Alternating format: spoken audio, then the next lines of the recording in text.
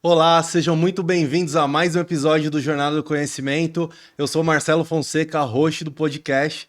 Hoje eu estou muito feliz por dar sequência numa série de extrema importância para nós aqui, para mim, para o convidado e para todos vocês da audiência que acompanham aí a jornada do conhecimento no aprendizado por temas que são relevantes para o nosso crescimento e desenvolvimento pessoal e profissional. Hoje é o segundo episódio de uma série que eu comecei recente sobre consciência negra. Essa série tem o objetivo de trazer pessoas pretas que vão contribuir falando da sua trajetória de vida, trajetória profissional, o que elas tiveram de dificuldade, a forma que elas têm de ver o mundo e como cada uma dessas pessoas que vão passar por aqui, por essa mesa, enxergam a importância dessa data e a importância da jornada em busca de reduzir e extinguir o racismo estrutural, o preconceito, e vamos trazer para a mesa essa conversa que é muito importante e relevante, independente da sua cor. E para trocar essa ideia, ter essa conversa super relevante, eu tenho aqui parceiro de longa data, Fábio. Obrigado, Fabião. É isso aí. Valeu pela moral por estar aqui. Obrigado pela sua disponibilidade. É isso aí. Conta pra gente, se apresenta aí, quem que é o Fábio, o que que o Fábio faz, o que que o Fábio gosta. Bom, gente, bom dia, boa tarde, boa noite para quem tá na audiência com a gente. Bom, meu nome é Fábio Lafa, tô muito feliz, obrigado mais uma vez, Marcelo, pelo convite. A gente vai trocar esse papo. Bom, eu tenho uma carreira de algumas abas abertas. Enfim, eu acho que eu sou... Eu mexo com música, né? Acho que a minha área de atuação principal é a música, mas eu também tenho uma carreira desenvolvida no varejo, tenho uma carreira desenvolvida no mercado publicitário. Eu acho que dentro desses vários mercados criativos, enfim, né? Pra gente definir, eu sou DJ há 15 anos mais ou menos. Eu também sou estrategista de futuro, então, dentro das minhas áreas de pesquisa entre comportamento, consumo, moda, tecnologia, e hoje eu ocupo a cadeira de editor sênior na equipe do Spotify no Brasil. Olha, muito bom, cara. Legal. E acho interessante, Fábio, eu que conheci você no varejo, atuando na parte de estoque, armazenamento, vendo essa diversidade de atuação sua, essa capacidade de adaptação e de trabalhar com coisas de totalmente diferentes de quando a gente se conheceu, sei lá, 10 anos atrás, a gente estava conversando, trocando foto de lembranças de evento de 2014. É verdade, A é gente estava verdade. lá atrás falando de treinamento técnico de produto, você que era uma área correlata, e hoje aqui você como DJ, atuando aí como profissional da área da música, numa empresa muito relevante que todo mundo, grande maioria tem contato, É que é verdade. o Spotify. Faz parte da vida das pessoas, é inegável. Que legal, vamos chegar lá na parte profissional. Agora, Fábio, eu queria que você trouxesse a sua visão de qual que é a relevância dessa temática desse período escolhido como data comercial, que é a consciência negra. Como que você vê a importância desse tema, de trazer esse debate para a mesa? Bom, enfim, né, eu acho que se a gente for falar do mês de novembro e do 20 de novembro, obviamente, data de feriado aí relacionada a Zumbi dos Palmares, tal, que foi um grande líder para o povo preto. Eu acho que falar do mês de novembro e a importância dessa contribuição dos trazidos da África para cá, para além da celebração, para além da lembrança, eu acho que fala muito sobre nós, assim. Eu acho que fala muito sobre brasileiros. Não dá pra gente se eximir de conversar sobre quais as heranças principais que a gente tem aqui. É um povo formado pelos povos originários, é um povo formado por esses escravizados que acabaram vindo para o Brasil, sabe, da pior maneira possível, mas eu acho que cada data dessa ajuda a gente a, primeiro, lembrar de onde somos, porque eu acho que ao longo do tempo e ao longo que as informações vão girando, ao mesmo tempo a gente vai perdendo um pouco de lembrança do que é que esse Brasil é feito. Então, sobre várias caras de Brasil que a gente teve nos últimos 50, 60 anos, a gente precisa lembrar que existe uma contribuição de africanos trazidos para cá. Existe uma contribuição dos povos originários enfim, então acho que é sobre nós conhecermos a nossa história. Eu acho que isso é o principal, assim, porque principalmente o povo preto, a contribuição do povo preto, ela vai se misturando nessa coisa que é ser brasileiro e ao mesmo tempo ela vai sendo esquecida, ela vai sendo diluída. Então a gente precisa lembrar anualmente e para além de novembro a gente precisa lembrar do que faz parte do nosso povo, né? Do que somos constituídos, enfim. Importante, Fábio, legal a sua fala, porque a história ela tem um papel fundamental, independente de quem goste ou não da temática, ela tem um papel de nos lembrar do que aconteceu, seja para enaltecer e tentar reproduzir quando é uma história boa, aquilo em outros momentos de outras épocas, ou seja, para fazer as pessoas de outras épocas entenderem e falar, olha, isso foi um período trágico, triste, mas infelizmente a gente não pode mudar o que aconteceu, porém nós podemos mudar o que acontece a partir de agora e não repetir não só o feito horrendo que ocorreu lá atrás, mas não repetir e desfazer os resquícios de tudo que aconteceu lá atrás. E os resquícios são vieses inconscientes construídos por contribuição de racismo estrutural, mídia, entre outros, da visão que a pessoa preta tem, da falta da participação e interação dela em posições relevantes de poder, de estilos de música, de referências, de lugares pobres, de encarceramento, entre outras coisas. As associações que são feitas até hoje, que não são boas na sua grande maioria. E em relação a isso, Fábio, como que você vê hoje, na sua área de atuação, no seu círculo social, na galera que você anda, o estereótipo que as pessoas pretas têm? Pelo como você enxerga as outras pessoas de fora vendo você, a sua galera, como que você percebe isso hoje? Isso é engraçado porque, bom, a gente estava falando de contexto histórico aqui sobre toda essa questão de formação do Brasil, mas acho que o 20 de novembro e a coisa da consciência negra ela precisa estar tão presente ao longo do ano, porque a gente também precisa traçar futuros diferentes.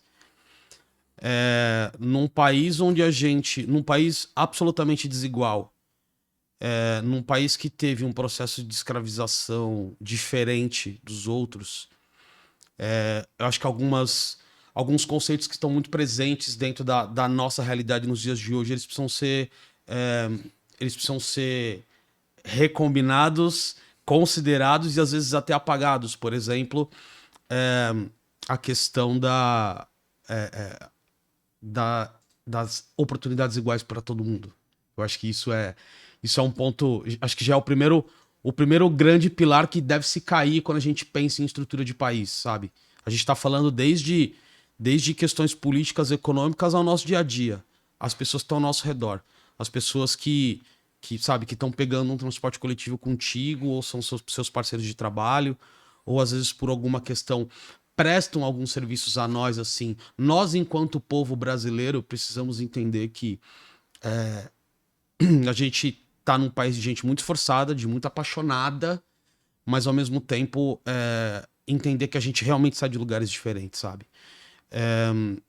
Quando você fala de estruturação do povo preto depois desse contexto histórico, enfim, acho que alguns historiadores vão estar aí e podem explicar pra gente muito melhor, mas a gente sabe que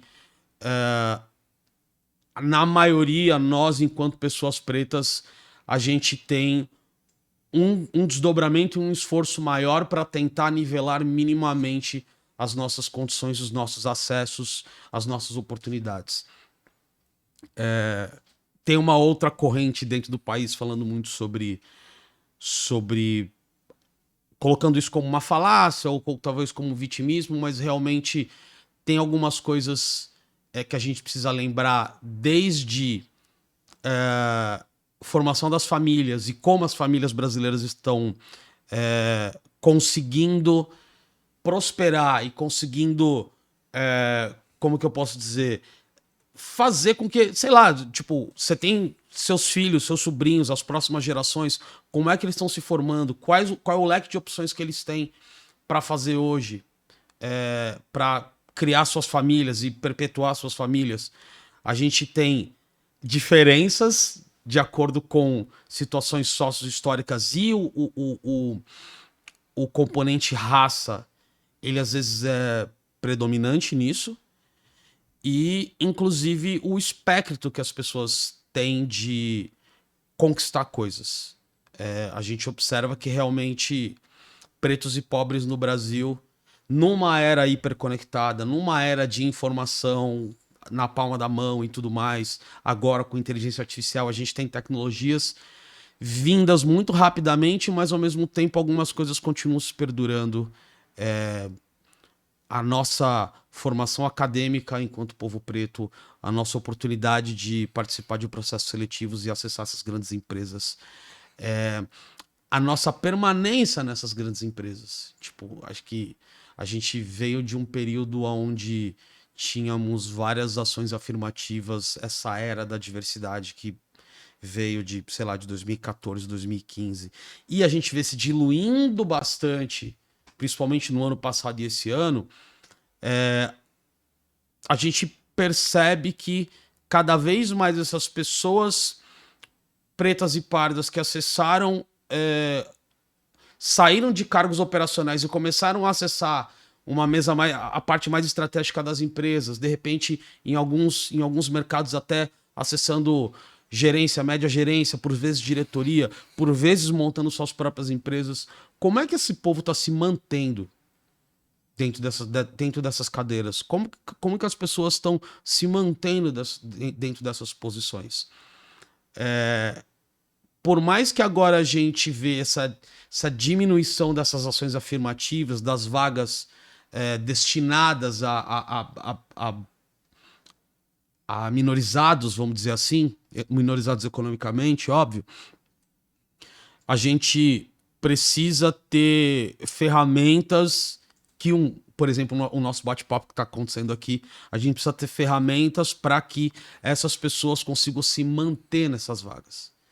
Que elas continuem esse processo de prosperidade e de ascensão que começou nos últimos 10 anos. Então, o Brasil é um caldo muito grosso, é um balaio de muitas coisas. A gente, obviamente, está preocupado com essa retração de renda, com essa retração de possibilidades.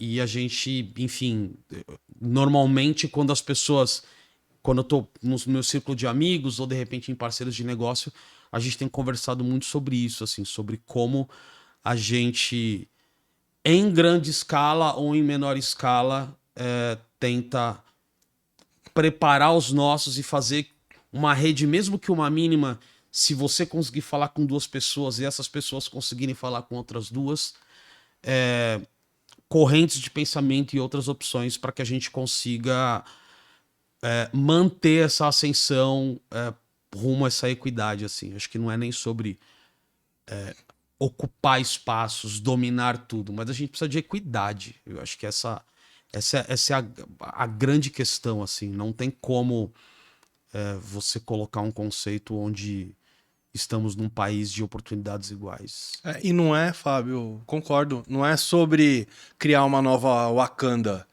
É sobre a gente olhar ao redor e não encontrar semelhantes só na limpeza, só pilotando o ônibus, só varrendo a rua, que são profissões de grande estima, muito necessárias, porém não dá para ser só aí. E aí eu quero puxar um gancho sobre ascensão de pessoas negras nas grandes empresas e composições-chave nas empresas. Eu trabalho, Fábio, tenho 37 anos, eu trabalho desde os 16. Parte da minha trajetória você conhece. E, cara... Pra quem não conhece, o Marcelo e eu trabalhamos juntos já, tá? É isso aí. Trabalhamos juntos, sei lá, 10 anos quase. Por aí, por aí. Tivemos bastante interação profissional, pessoal. E aí, Fábio, eu tava olhando uma ficha sobre parte do racismo estrutural, veio cair pra mim há 2 anos. Qual foi essa ficha que caiu? Quando eu tive a minha primeira líder negra. Só que isso levou 20 anos pra acontecer. Olha que loucura. 20 anos. E aí eu quero reforçar um ponto interessante para quem tem ali a sua visão diferente, não precisa ninguém concordar, mas pare e reflita sobre esse dado aqui. Eu comecei a trabalhar em agosto de 2014. Nós estamos em novembro de 2025. Eu tive 2 líderes negras. A última foi uma diretora que eu trabalhei, deixei de trabalhar junto em agosto. Trabalhamos junto 1 ano e pouquinho. Trabalhei com a Gláucia, inclusive uma das pessoas que eu convidei para fazer parte dessa série, uma pessoa super querida, foi minha supervisora. E assim que eu a conheci, ela foi fazer um bate-papo individual com todo o time, individualmente. E ela perguntou, como é para... Eu achei muito interessante, muito perspicaz a pergunta. Ela falou, Marcelo, como é ser liderado por uma mulher e ser liderado por uma mulher negra? Ela começou com essa pergunta. Eu achei muito interessante. Pontual, né? Pontual. Certeira. É uma pessoa preta bem retinta, assim, mais ou menos da sua tez, mais ou menos. E aí eu falei assim, Gláucia, pra mim é super tranquilo, porque eu venho de uma família onde as mulheres lideram. Eu não fui criado com o pai, a minha mãe perdeu o pai bem cedo, e as mulheres sempre ficaram à frente. Então, para mim, ser liderado por uma figura feminina não é nenhum problema. Eu sou acostumado a ver figuras femininas resolvendo problemas, criando seus filhos, trabalhando, sendo produtivas, resolvendo a sua vida individualmente e sozinha na maioria das vezes. Sim. Então, não tem nenhum problema quanto a isso. E falei para ela, inclusive é uma alegria poder ver uma pessoa como você, mulher negra, retinta, numa posição como essa. Espero que tenham mais pessoas em posições como essa.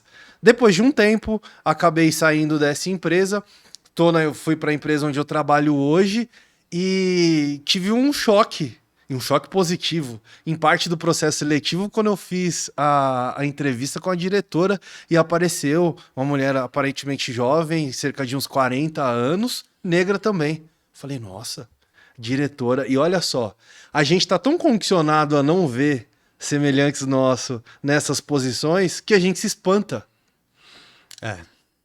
É outra coisa que fala bastante sobre o país, assim. É muito louco. E a gente se espanta. E aí eu trouxe esse exemplo para toda a nossa audiência, para você, Fábio, para levantar o seguinte ponto. Cara, passou 20 anos. E olha que rotatividade de líder não foi uma coisa que aconteceu pouco na minha trajetória. Eu tive líder para dar com pau, cara. Eu tive mais cadeiras movimentadas por líderes do que por colegas de trabalho. Muita rotatividade em todo segmento que eu trabalhei. Tecnologia, saúde, varejo. E, cara, levar 20 anos... Não é possível ser comum, ser normal isso.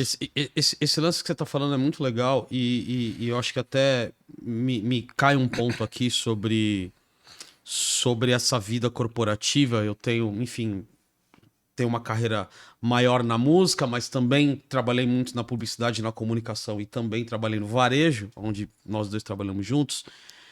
Eu acho que tem uma visão de negócio sobre toda essa coisa da equidade e da diversidade nas vagas, não é simplesmente em âmbitos visuais, mas eu acho que é legal falar para a galera que está com a gente, principalmente para as posições de decisão, principalmente para a presidência, para a alta diretoria, é lembrar que times diversos chegam a respostas diferentes.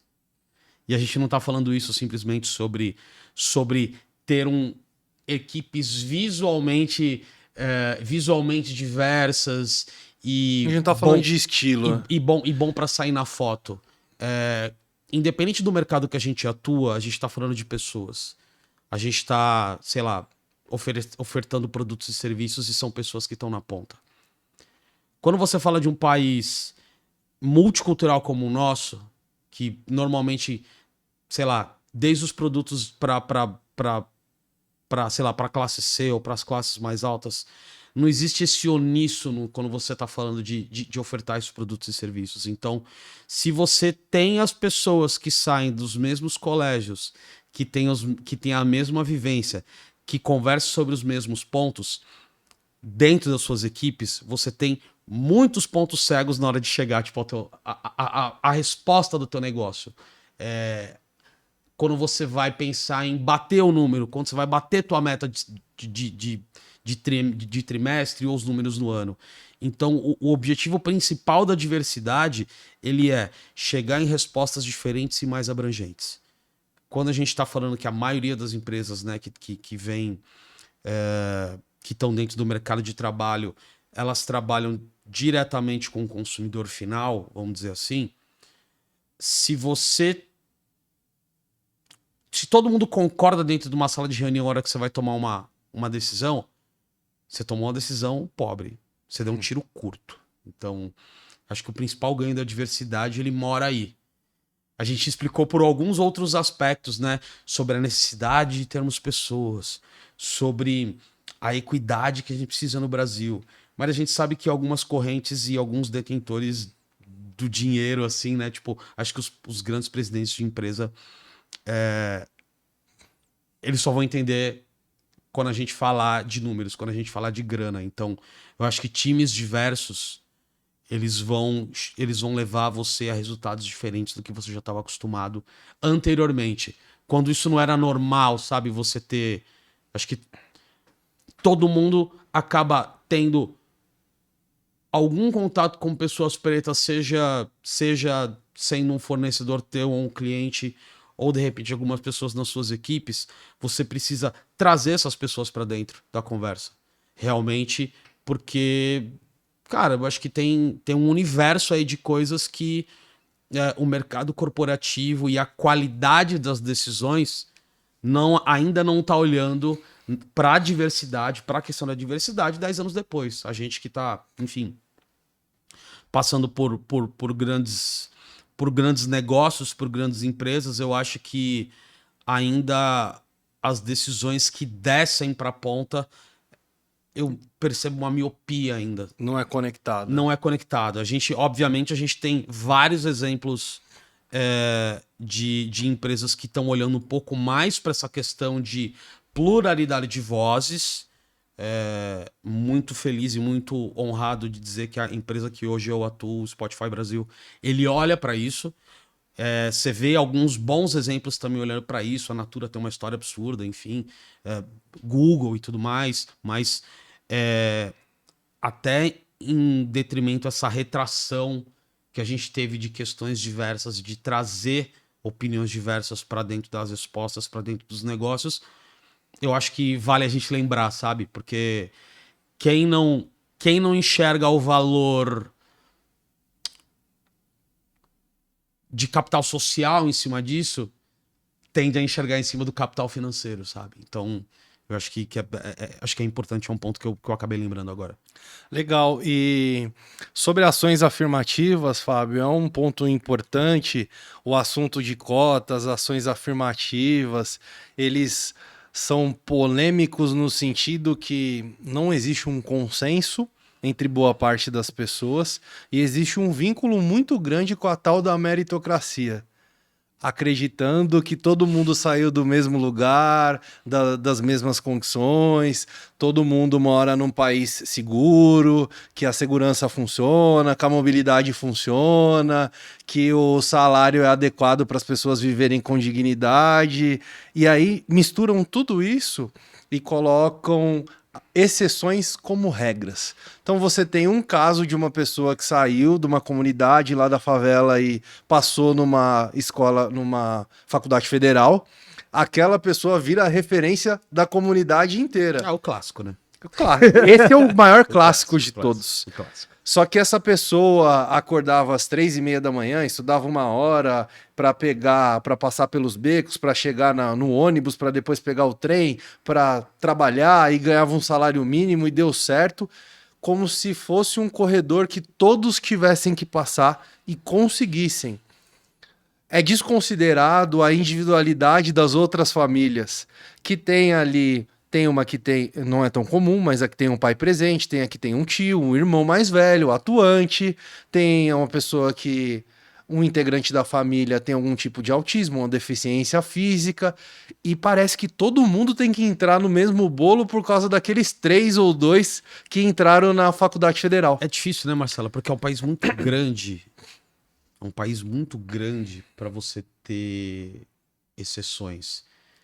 Obviamente, as pessoas, elas, com essa força de deslocamento, com essa força de transformação, elas saem do lugar comum. A gente vê gente com doutorado indo para os maiores centros de estudo, chegando a grandes cargos e tudo mais. Mas, assim, num país de, sei lá, quase 220 milhões de pessoas, será mesmo que a gente tem que a gente tem pouquíssimos esforçados aqui?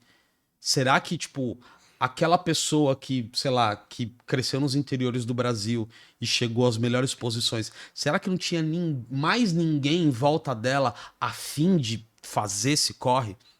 Eu acho que é uma pergunta que a gente também precisa fazer nos dias de hoje, sabe? Sobre que desemboca um pouco na meritocracia, que, enfim, é um conceito que é quase de cunho pessoal hoje. Graças a dados que a gente tem hoje, a gente sabe, a gente consegue comprovar que não é bem assim. Sim. Obviamente, assim, brasileiros naturalmente têm uma garra, uma vontade muito grande de fazer as coisas, de mudar suas realidades, mas a gente sabe que pessoas saem do ponto 0, pessoas saem do ponto 10, pessoas saem do ponto -30. Tipo, a regra tá... Com esta regra posta, a gente precisa entender o que é conceito e o que é crença. E acho que, sem juízo de valor, assim, acho que quem acredita na meritocracia pode ser convidado a rever esse conceito, a estudar um pouco mais, entender um pouco mais, conversar com as pessoas que estão ao redor, conversar com as pessoas que às vezes estão prestando algum serviço para elas naquele momento. Eu acho que, enfim, tem muitas coisas acontecendo quando você olha, quando você, lá, está trabalhando num banco, você está trabalhando numa fintech ou numa multinacional. Muitas coisas aconteceram na vida dessas pessoas pretas e pardas que estão ocupando esses cargos. Que é essas únicas pessoas pretas que de repente estão numa sala de reunião, por exemplo. De repente tomando uma decisão. Ou de repente sendo consultados sobre algo. Nem sempre elas fizeram as melhores escolas. Nem sempre elas tiveram essa estrutura de país. E não é sobre... Ai, meu Deus, coitada dessas pessoas que saíram, sabe, da sua vida com dificuldades, hoje estão aqui. Não, eu acho que não prestar atenção na questão racial é opcional. Sobretudo, você não entende... Eu tendo a crer que a pessoa que não presta atenção no seu país, ela nem sabe direito o que ela faz. Você não consegue nem ser um profissional bom se você não consegue olhar para as pessoas. Acho que, sei lá, desde os profissionais de recursos humanos às áreas mais estritas, assim, desde o, sei lá, do cara de finanças, tipo, sei lá, às vezes tem muita gente que acaba trabalhando com coisas que não envolvam muito capital humano, mas inclusive essas coisas também estão, sei lá, um cara, sei lá, um analista de investimentos, se ele não olha a questão social, ele não sabe te dizer quais são os melhores, quais são as melhores ações para comprar, ou tipo, se você vai comprar Bitcoin agora ou depois, se você vai comprar, tipo, sei lá, alguma outra criptomoeda da moda agora ou depois, tipo, sem essa visão de mundo, sem essa visão de país, sem essa visão do teu redor, eu arrisco dizer que você não consegue fazer nada independente do que você faça na vida. Bem feito. Se a gente está falando num país com proporções continentais como o nosso, onde mais 50% das pessoas, da população é de pessoas pretas e pardas, alguém tá difícil, colocando né, a sujeira debaixo do tapete, não quer enxergar, né? Não quer enxergar, né? É bem por aí. E aí, Fábio, é interessante o exercício de prestar atenção e sair do piloto automático. Porque recentemente eu tive uma experiência interessante. Estava numa mesa de almoço pós um trabalho específico com a maior parte das pessoas brancas. E aí a gente estava falando sobre a vida e por algum motivo entrou em assuntos de blitz policial, de cuidados com cuidados trazidos por pais, avós na criação. E eu tava dando um exemplo que eu até falei no outro episódio sobre eu ser instruído desde cedo em sair com nota fiscal, não correr em alguns lugares. RG pra ir na esquina. A regra é clara. Que eu aprendi a escrever com 6 anos, não foi pra ler, pra ser culto, pra chegar na frente na escola. Eu aprendi a escrever, minha mãe me ensinou pra tirar o RG o quanto antes. Exato. Então, esse tipo de coisa, eu trouxe um exemplo porque caiu esse assunto. É casca cultural em famílias pretas do Brasil, né? Sim, É muito não louco é isso. incomum, não é incomum. É muito A galera louco. parou de mastigar e falou assim: ah, Marcelo, você tá exagerando, porque meu amigo negro de tal lugar. Eu falei, gente, vocês querem fazer um exercício? É só vocês andarem uma semana comigo. Vocês querem fazer um exercício? Eu proponho para vocês um teste da vida real.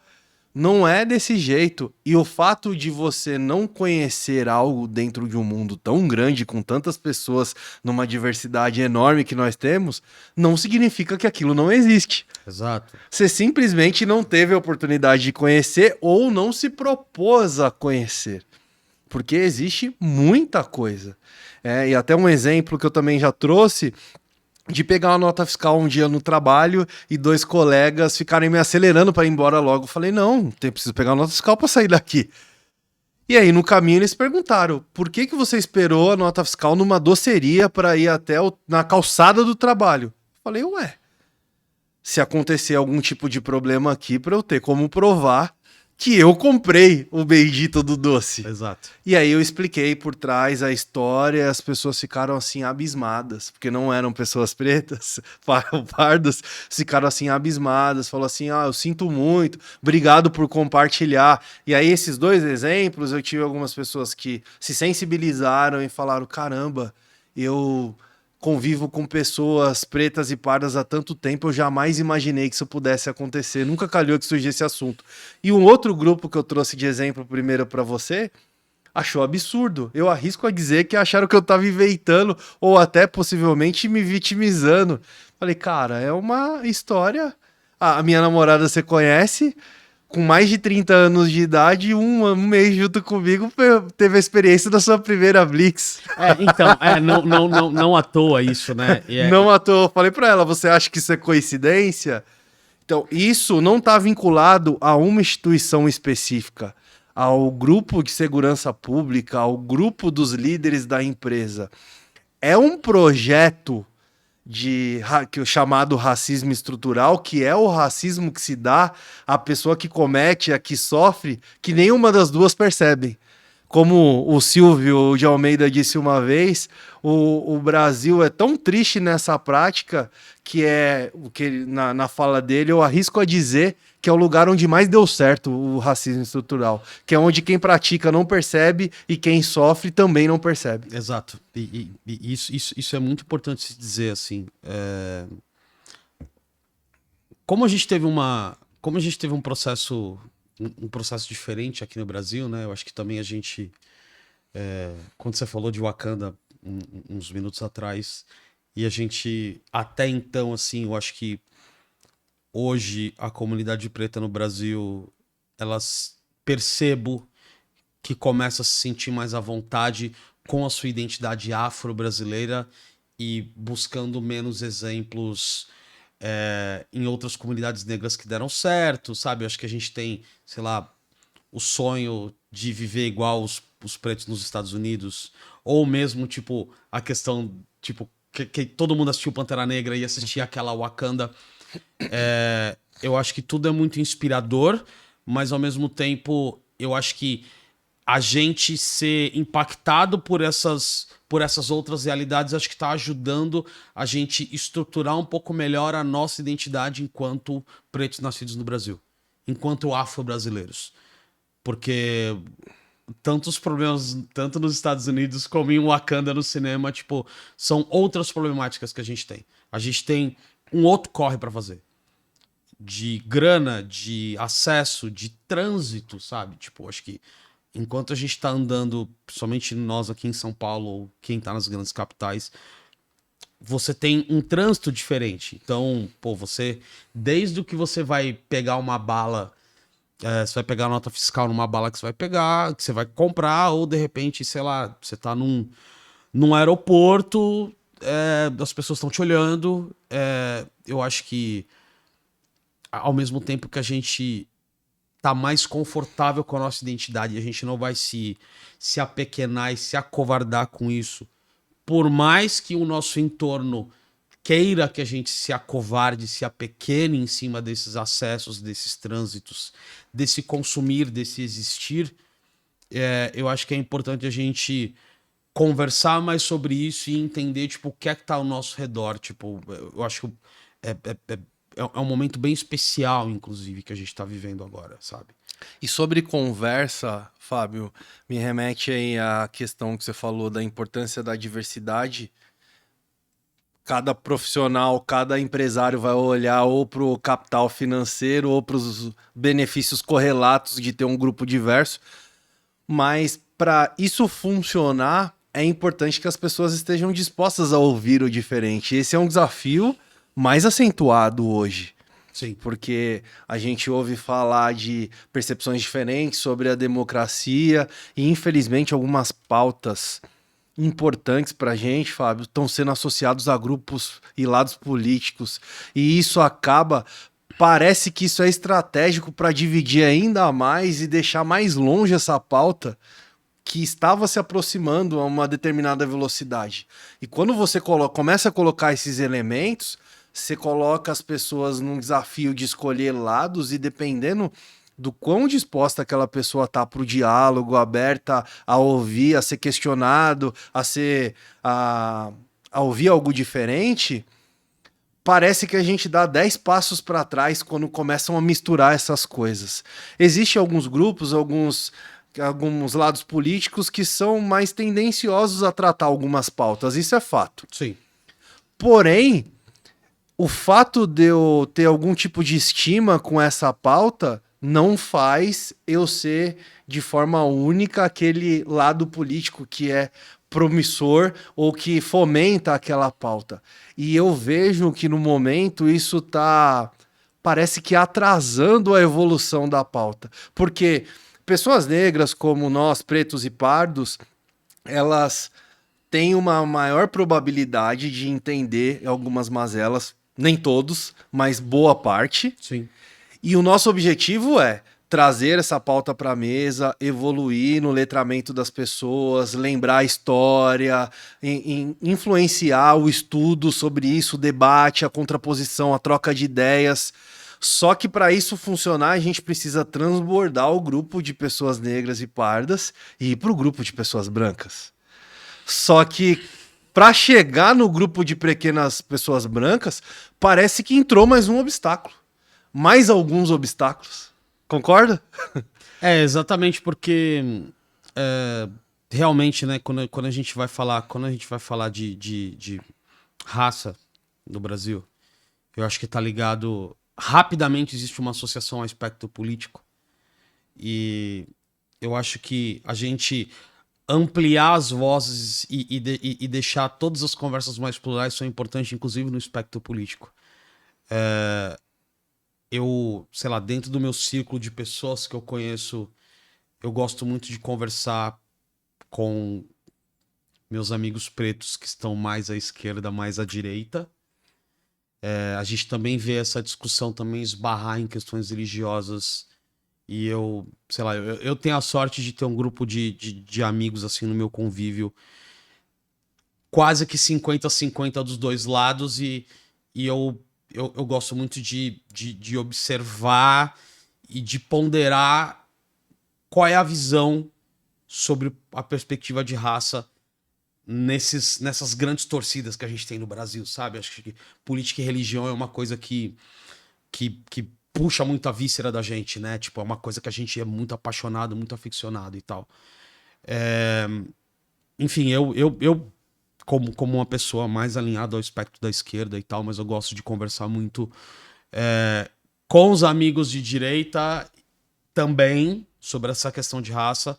Acho legal que, de repente, tudo que a gente for fazer e todas as pessoas que decidirem ir para os seus espectros políticos levarem a questão de raça para sua pauta, para colocar os seus pontos, para tomar suas decisões.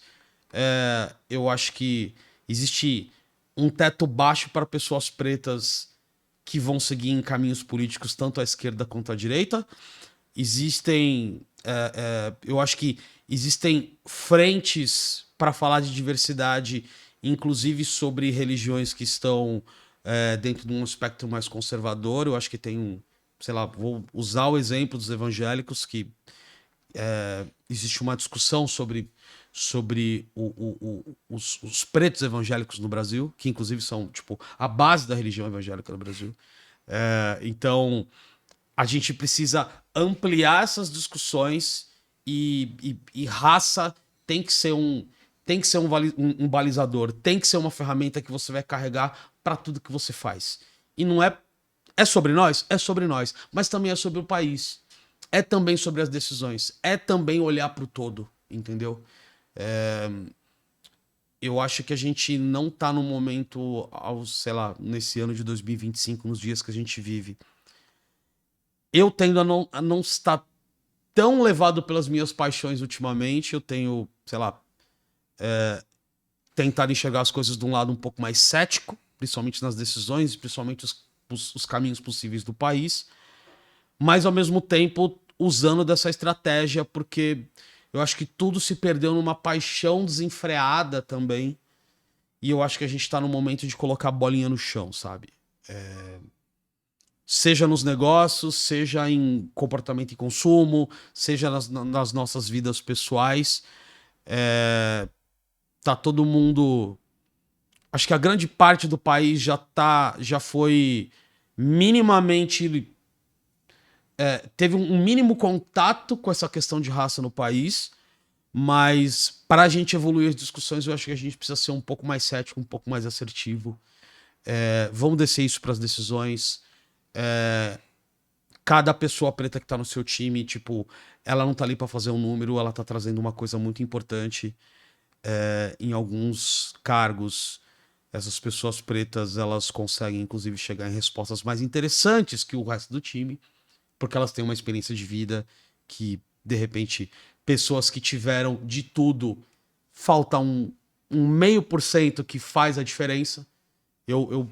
Enfim, eu sou grande fã e grande defensor do conhecimento empírico, ou das formações extra-acadêmicas. Obviamente, assim, a gente precisa... formação é uma coisa importante, a gente precisa estudar, vamos fazer a nossa pós, nosso doutorado, tá tudo certo, vamos defender tese, vamos puxar conversas, mas eu acho que o que a gente traz também de empírico... Precisa conectar isso. Precisa conectar isso. E nós, enquanto pretos, a gente traz isso quase que no código genético, porque o nosso conhecimento é vocal. Só uma questão rápida, assim, nós, pretos brasileiros, acho que a maioria das pessoas sabe isso, mas acho que é interessante trazer também para quem ainda não chegou a esse conhecimento. A gente é descendente de do mundo inteiro, mas na África, em sua grande maioria, de povos bantus e iorubás. A gente está falando essencialmente de Angola, uma boa parte da Nigéria e Benin. Tipo, dentro do processo de escravização, nós, pretos brasileiros, descendemos, tipo, dessas dinastias, desses povoados. E todo o conhecimento... a sociedade, ela é matriarcal. Tipo, você tem homens sempre à frente, mas as mulheres sempre são os balizadores disso. E o nosso conhecimento é muito vocal. Não à toa, você que teve a sua experiência sendo criado por mulheres em sua maioria, é o meu caso também, é o caso de muita gente, e a gente vê isso presente dentro das nossas famílias até hoje, onde você sempre vai ter, tipo, sei lá, a avó, ela decide tudo. Tipo, os homens falam, acontecem, fazem, acontecem, não sei o quê, mas acho que quem decide são as mulheres. A base econômica do país, a base econômica do Brasil é de mulheres, sobretudo de mulheres negras. E você sempre vai lembrar de um conselho da sua avó, seja para levar o RG, seja para, sei lá, tomar um chá de boldo quando você tá com dor de estômago. Todo esse conhecimento, toda essa tecnologia, ela é vocal. Então, acho que é legal lembrar, assim, de... Talvez vocês lembrem alguma coisa dentro da família de vocês, um ensinamento da família de vocês, que ouvi minha avó falar, ouvi meu pai falar, ouvi os mais velhos. Isso é absolutamente uma herança nossa dentro dessas nações na África. É a nossa herança. É a nossa herança como pessoas pretas no Brasil e a nossa herança quanto brasileiros, sabe? Acho que é mais um motivo pra gente lembrar o quanto que essa questão está presente nas nossas vidas. Enfim. Fazendo um gancho com o que você está trazendo, Fábio, que é muito rico, eu tive a experiência, a felicidade de trabalhar recentemente com um rapaz com síndrome de Down. Nunca tinha convivido com alguém com síndrome de Down e não imaginava conviver vieses inconscientes de novo com uma pessoa com síndrome de Down, autônoma, indo trabalhar sozinha, almoçando sozinha, pagando. Eu não tinha concebido essa imagem porque era uma coisa que eu não tinha parado para pensar como seria. E, cara, o que eu aprendi de coisas simples do dia a dia, como, por exemplo, a interpretação literal. Por exemplo, você comentar com... É mais fácil acabar o racismo amanhã, é mais fácil chover canivete do que acabar o racismo estrutural amanhã. Se você falar isso pra alguém que tem síndrome de Down, ele vai olhar pra cima e falar assim, mas não tá escuro o dia, não vai chover. Exato. E não vai cair canivete. Exato. De entender, eu sempre levando o livro, as minhas leituras pro lugar que eu vou, dos caminhos, ele perguntar, por que você gosta desse tipo de leitura ou não? Eu gosto de ler muito, Marcelo, esse rapaz. Eu gosto de ler muito biografias, a história das pessoas. E aí, em conversa vai, conversa vem, por que da biografia, por que história? Porque ficção, o imaginar alguma coisa que você nunca viu é difícil para quem tá com uma síndrome, para quem tem a síndrome de Down. E aí eu fui aprendendo, então nesse caso, treinamento, que é a minha área, educação corporativa, um treinamento comum onde se usa muito na didática o exemplo, a analogia com questões que envolvam o conhecimento e a vida do seu público. A premissa do treinamento e desenvolvimento é conheça seu público para utilizar elementos que se conectem com as pessoas, que deve estar relacionado à música, muito provavelmente. Sim, absolutamente. Acredito. Quando a gente pega esse ponto, eu tenho que olhar exemplos diferentes, porque não tem a interpretação literal. E aí eu falei, caramba, eu já tô há quase 15 anos nessa área e eu nunca esbarrei nessa possibilidade de fazer um treinamento, de pensar em uma solução específica, de como passar uma atividade, como explicar, como é a questão do tempo. Eu trouxe esse exemplo para conectar com e retificar a importância da diversidade.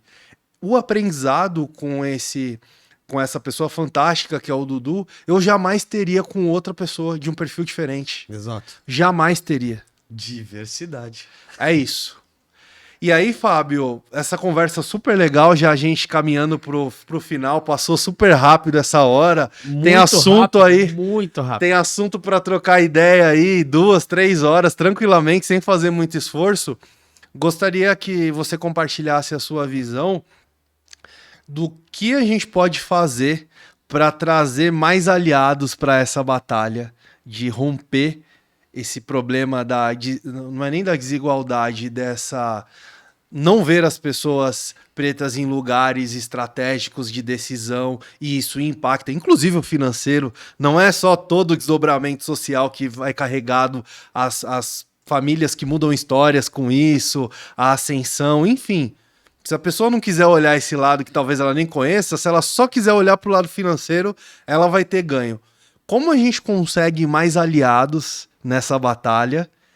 E como que as pessoas que não conhecem da nossa história, Fábio, dão o primeiro passo, sobem o primeiro degrau para conhecer um pouquinho. Eu vou ler a trilogia do Laurentino da Escravidão, eu vou assistir um seriado específico, eu vou ler um HQ, um gibi sobre um super-herói específico que não é tão difundido, porque não hypou tanto. Quais são os caminhos para conhecer essa história que não faz parte só das pessoas negras, faz parte da nossa nação? Exato.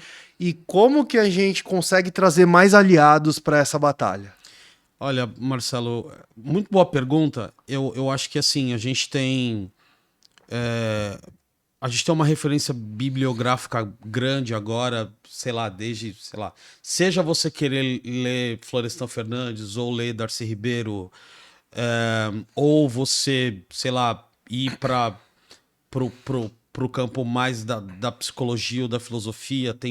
Acho que tem alguns nomes de autores que estão, acho que bastante conhecidos aí. Você vai ler, sei lá, textos de Angela Davis, Bell Hooks. A gente tem uma referência bibliográfica, doutora Sueli Carneiro, que é, sabe, uma pesquisadora muito forte, mesmo Silvia Almeida. Eu acho que a gente tem bastante referência bibliográfica fora. Acho que, de repente, uma pesquisa curta na internet já consegue levar, consegue dar um norte para as pessoas aliadas. Mas eu gosto muito de trazer a coisa do olha para o lado e conversa com a pessoa preta que está a metros de distância de você.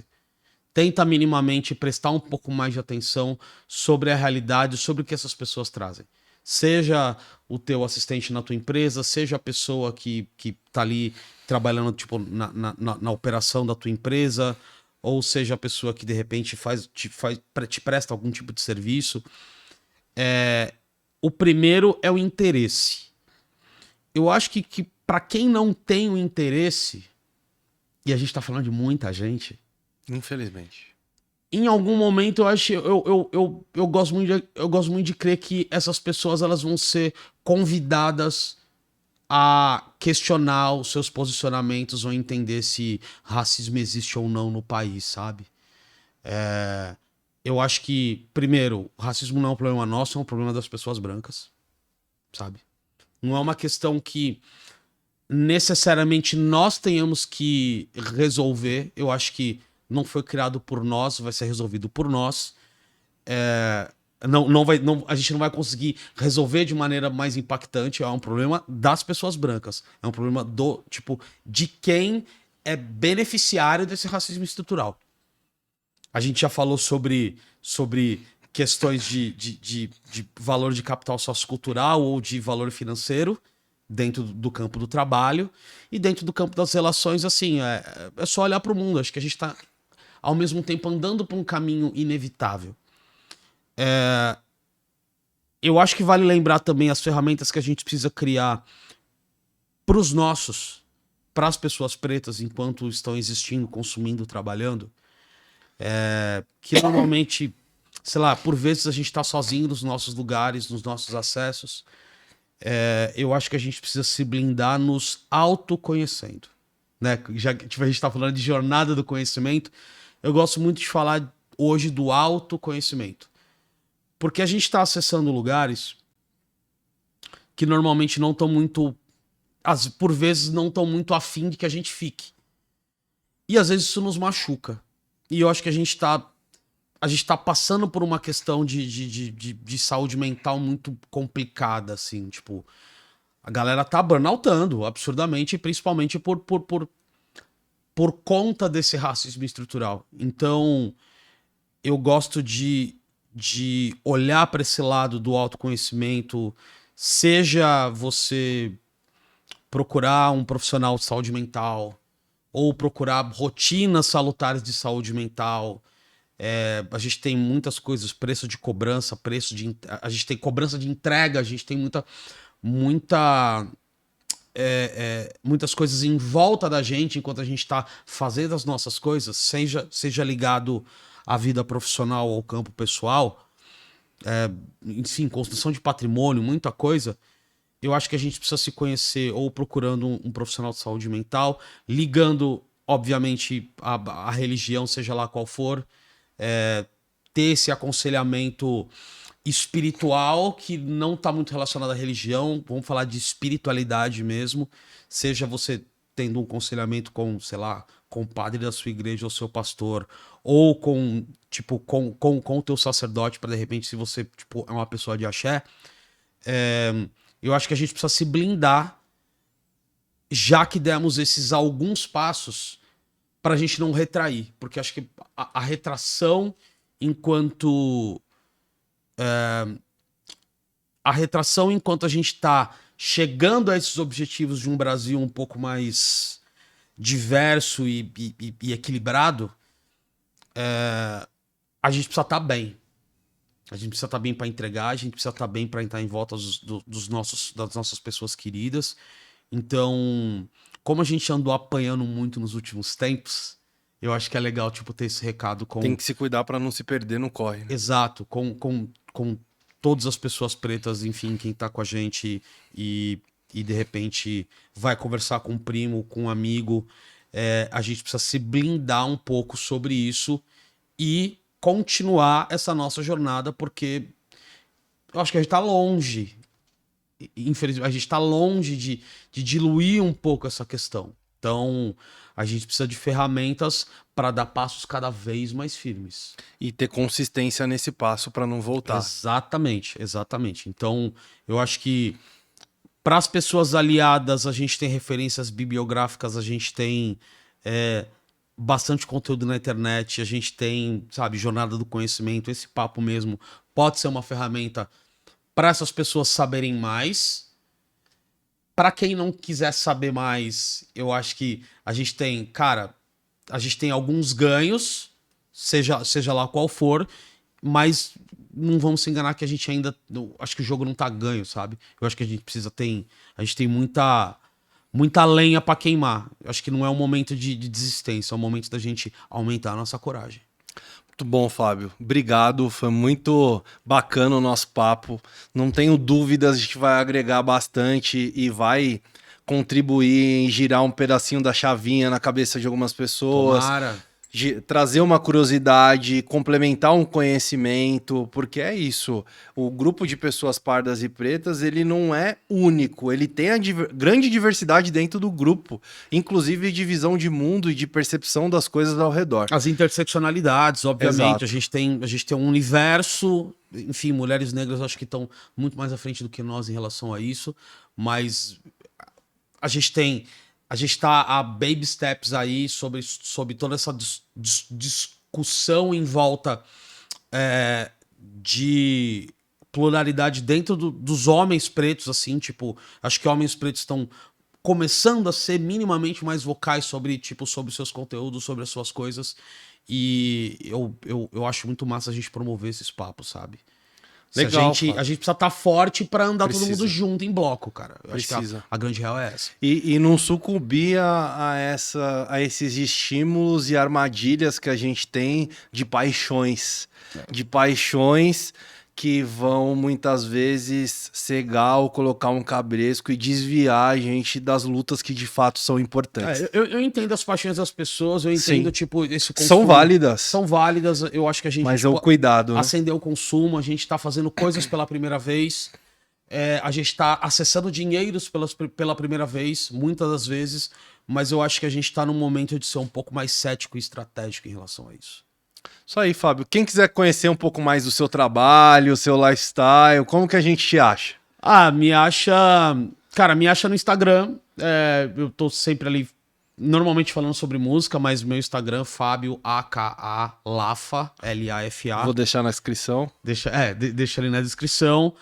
Ali eu também tô, sei lá, tô compartilhando muita coisa de trabalho, muita coisa que a gente tem, que eu tenho feito no trabalho através do Spotify. Eu tô, sei lá, falando das festas que eu toco. Acho que tem. E eu gosto de falar bastante também sobre essas questões de mundo, de planeta, das coisas que estão acontecendo ao nosso redor. Assim, eu gosto de ficar muito atento sobre qual é o nosso comportamento ou como a gente está lidando nessa chuva de referências do mundão, assim.